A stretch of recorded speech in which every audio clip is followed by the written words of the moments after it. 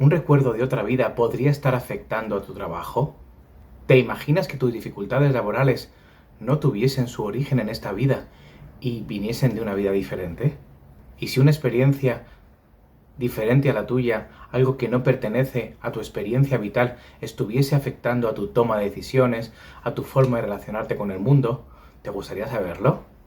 Hoy quiero compartir con vosotros una experiencia curiosísima de una chica que vino a consulta indicando que, pues tenía problemas en el trabajo, no podía enfrentarse a los jefes, no podía avanzar, parecía que estaba atascada, que tenía que estar siempre luchando contra todos para conseguir cualquier cosa. Lo que para unos era fácil, para ella era terriblemente complicado.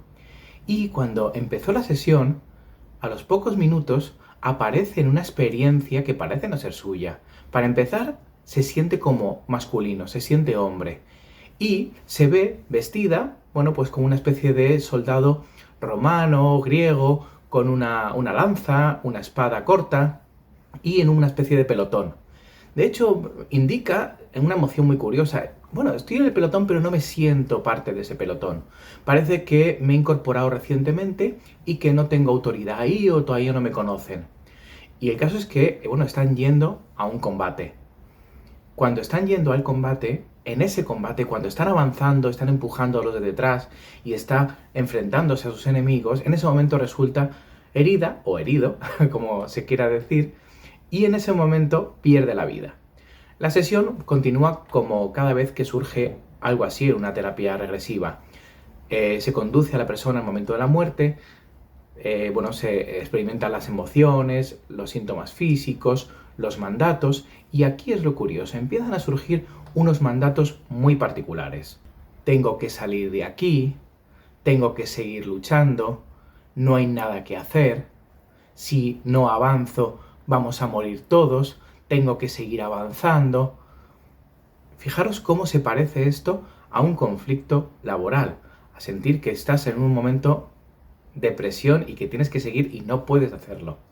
¿Y cuál es el impacto en su vida actual? Pues todos esos pensamientos coincidían exactamente con sus sensaciones dentro del trabajo.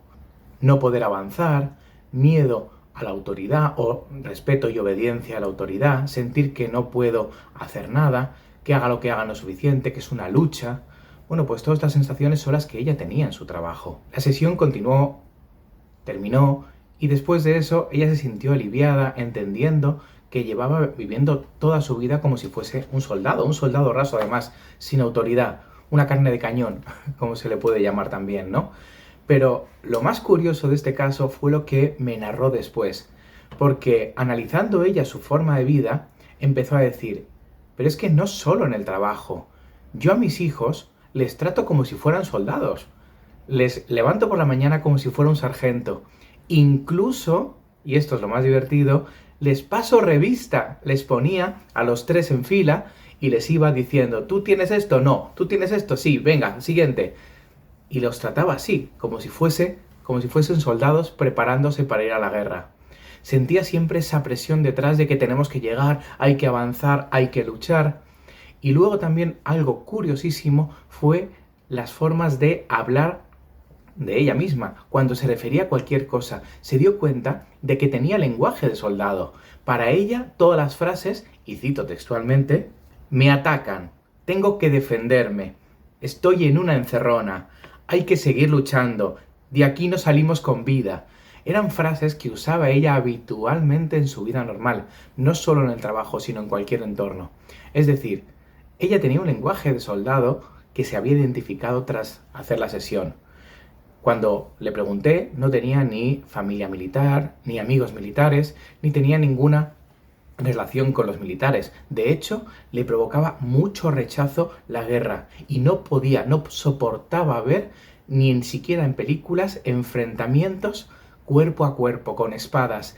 Le alteraba muchísimo. ¿Esto es una casualidad o realmente todo esto le llevó a una experiencia que no sabía que tenía?